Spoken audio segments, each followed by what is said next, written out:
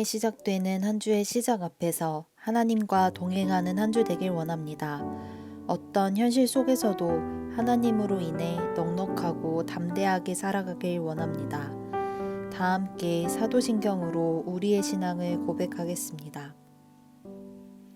전능하사 천지를 만드신 하나님 아버지를 내가 믿사오며 그 외아들 우리 주 예수 그리스도를 믿사오니 이는 성령으로 잉태하사 동정녀 마리아에게 나시고 본디오 빌라도에게 고난을 받으사 십자가에 못 박혀 죽으시고 장사한 지 사흘 만에 죽은 자 가운데서 다시 살아나시며 하늘에 오르사 전능하신 하나님 우편에 앉아 계시다가 저리로서 산자와 죽은 자를 심판하러 오시리라.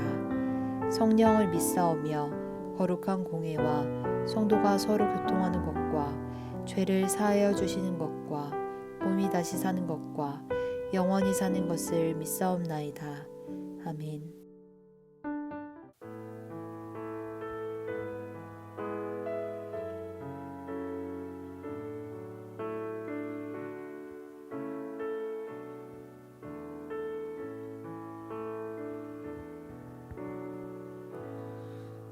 의지했던 모든 것 변해가고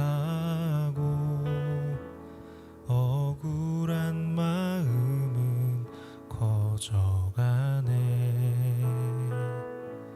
부끄럼 없이 살고 싶은 마음 주님 아시네.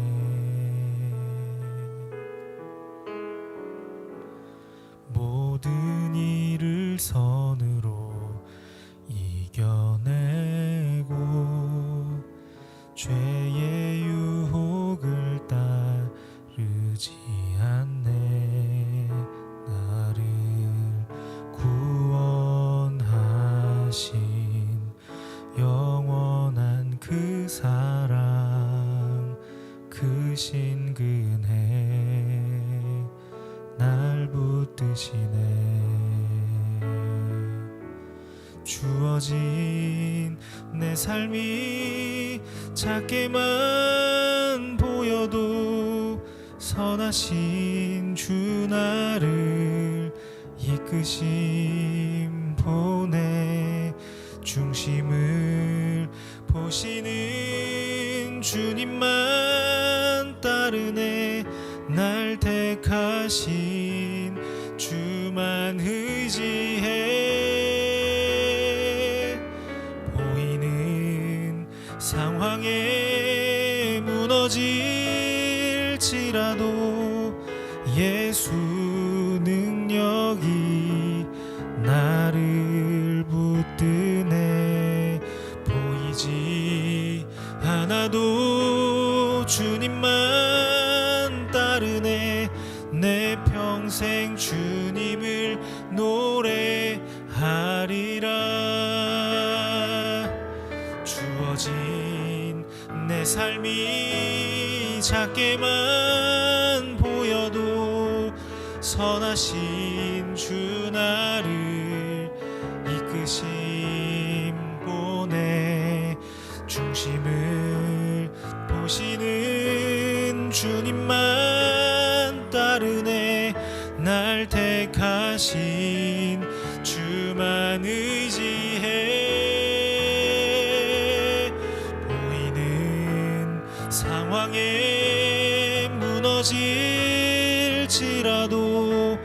예수 능력이 나를 붙드네. 보이지 않아도 주님만 따르네. 내 평생 주님을 노래하리라.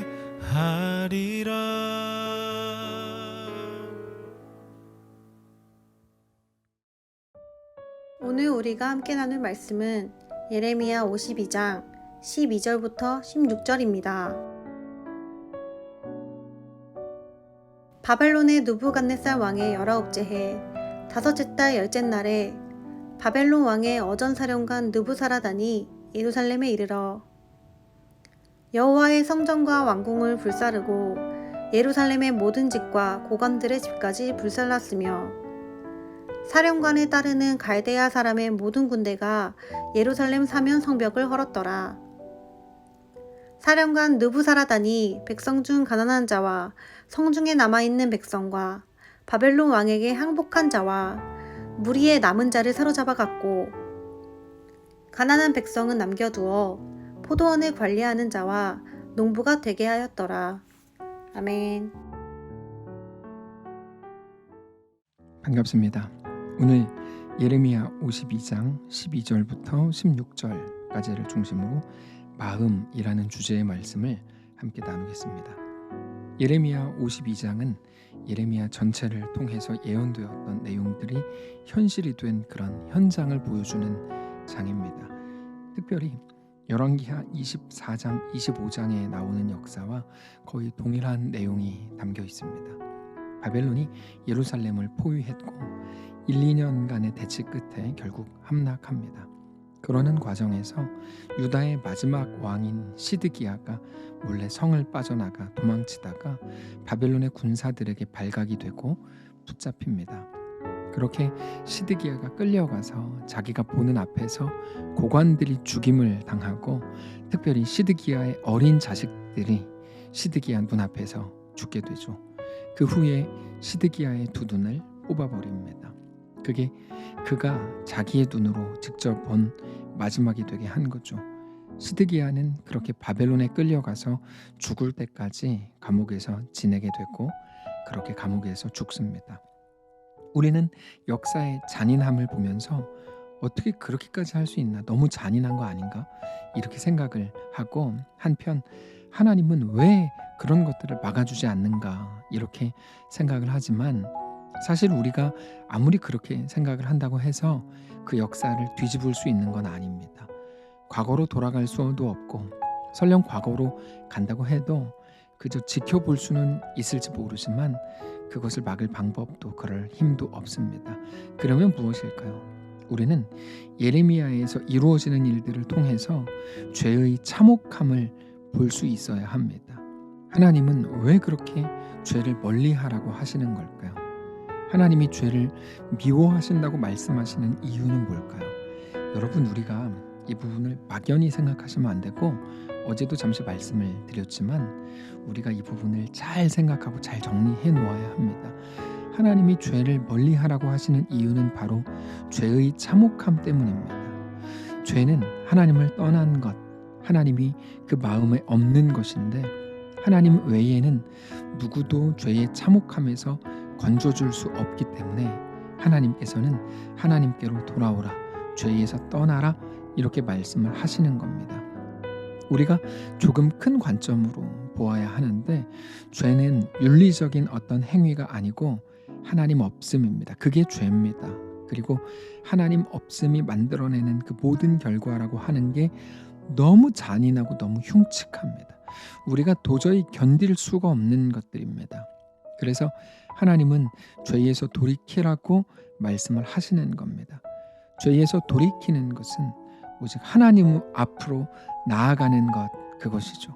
하나님을 붙드는 것입니다. 하나님이 나의 전부라고 정직히 고백하는 겁니다. 그런데 시드기야가 한 일은 무엇입니까? 하나님 없음으로 행하는 거죠. 그 마음에 하나님 두기를 싫어한 겁니다. 하나님을 막 경멸하고 하나님을 저주하고 욕하고 그런 게 아니고요. 하나님 외에 자기 눈에 보이는 소망을 따라서 살아갔다는 말입니다. 자기 마음대로 했다는 거죠. 하나님의 법이 자기를 다스리게 놔두지 않고 자기의 생각과 자기 감정이, 자기의 판단과 자기 정의와 자기 옳음이 자기를 다스리게 놔둔 거예요. 여러분, 그는 열심히 살았을 겁니다. 최선을 다했을 겁니다. 젊은 나이에 왕이 돼서 다른 사람들에게 책 잡히지 않으려고, 인정받으려고 발버둥 치면서 살았을 게 분명합니다. 그런데 최선을 다하고 열심히 사는 게 중요한 게 아니고 방향이 중요합니다. 하나님을 붙드는 것, 하나님 안에 거하는 것, 하나님의 말씀을 의지하는 것이 중요한 겁니다. 그게 생명입니다. 시드기야가 열심히 살지 않았기 때문에 그가 그렇게 망한 게 아닙니다. 하나님 없는, 하나님이 아닌 자기의 생각, 자기의 방식, 자기 정의, 자기 옳음, 자기 주장, 자기 열심으로 살았던 그 모든 것들이 죄였다는 거죠. 그리고 그 끝은 잔인함으로 갈 수밖에 없었다는 겁니다. 우리가 자주 경험하는 것 중에 한 가지 분야만 깊이 들어가도 그동안 사람들이 했던 말들이 얼마나 우물한 개구리였는가, 이것을 깨달을 때가 참 많습니다. 자기가 자기의 생각으로 내가 옳고 내가 맞다고 생각하는 그것을 계속 주장하는 것이 얼마나 어리석은 일인가 자주 느낍니다. 하나님께 소망을 두는 것이 얼마나 중요한 일인지 우리는 일반 모든 삶을 통해서도 확인할 수 있고, 이 모든 오늘 본문에 나오는 역사를 통해서도 확인할 수 있습니다.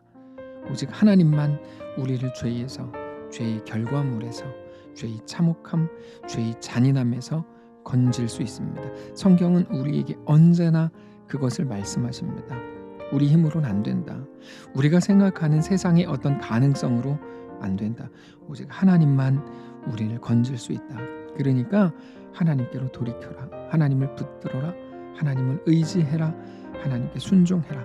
오늘도 그 말씀 앞에 서실 수 있기를 바랍니다. 오늘 본문을 보면 바벨론의 왕 느부갓네살이 느부사라단을 보냅니다. 그리고는 하나님의 성전과 유다의 왕궁을 불사르고 예루살렘의 모든 집과 고위 관리들의 집까지 불살라 버립니다. 그러면서 바벨론의 군대가 예루살렘 사면 성벽을 다 헐어버리죠. 성벽은 자기들을 보호하려고 만든 울타리 같은 건데, 성벽을 헐어버렸다는 말은 유다가 이제 어떤 보호도 누구로부터도 받을 수 없는 상황이 됐다는 것을 의미합니다. 12절입니다. 바벨론의 느부갓네살 왕의 19째 5째 달 10째 날에 바벨론 왕의 어전사령관 느부사라단이 예루살렘에 이르러 여호와의 성전과 왕궁을 불사르고 예루살렘의 모든 집과 고관들의 집까지 불살랐으며, 사령관을 따르는 갈대아 사람의 모든 군대가 예루살렘 사면 성벽을 헐었더라. 그런데 바벨론의 군사령관인 느부사라단은 백성 중에서 가난한 자와 성중에 남아있는 백성과 왕에게 항복한 사람과 무리에 남은 자들을 사로잡아갔고, 그러나 가장 가난한 사람은 남겨두어서 포도원을 관리하게 하고 농부가 되어서 그 땅에서 먹고 살 수 있게 해줍니다. 15절입니다. 사령관 느부사라단이 백성 중 가난한 자와 성중에 남아있는 백성과 바벨론 왕에게 항복한 자와 무리에 남은 자를 사로잡아갔고, 가난한 백성은 남겨두어 포도원을 관리하는 자와 농부가 되게 하였더라. 여러분, 멋있는 모습이죠. 이거는 이스라엘 왕이 했어야 되는 일입니다. 근데 그거를 바벨론의 왕, 아니 왕도 아닌 군사령관이 하고 있더라는 거죠. 물론 이스라엘 백성들을 위해서 했겠습니까? 나름대로의 식민지 정책을 머리 써서 한 거겠죠. 그럼에도 불구하고 이런 모든 모습들을 보면서 우리는 왜 이스라엘 자기가 할 수 있을 때 그렇게 못했을까라고 하는 아쉬움을 가지게 되는 겁니다. 자, 그런데 중요한 건 이겁니다. 우리는 누구는 잘했다, 누구는 잘못했다, 이것을 자꾸 구분하고 싶습니다. 누구는 선왕, 좋은 왕이다, 누구는 나쁜 왕, 악한 왕이다, 구분하고 싶어 하죠. 우리는 선한 왕의 행위를 따라서 행동함으로 나도 좋은 사람이 되고 싶고, 악한 행위는 멈추고 싶기 때문입니다. 우리는 신앙을 어떤 행위라고 생각합니다. 그러나 신앙은 행위가 아니고 하나님을 사랑하는 것, 하나님 안에 거하는 겁니다. 그러면 행위는 뭘까요? 행위는 내가 하나님 안에 거하고 있다고 하는 것이 자연스럽게 드러나는 모습일 뿐입니다. 그러니까 각자가 같을 수 없죠. 자, 오늘 본문에 나오는 그들의 행위가 남유다가 했어야 되는 행위가 맞습니다. 약한 자를 돌아보는 거죠. 그러나 그렇다고 해서 그런 행위를 바벨론이 했으니 그들이 하나님의 백성인가 보다, 그들은 구원을 받나 보다, 이렇게 말할 수 없다는 거죠.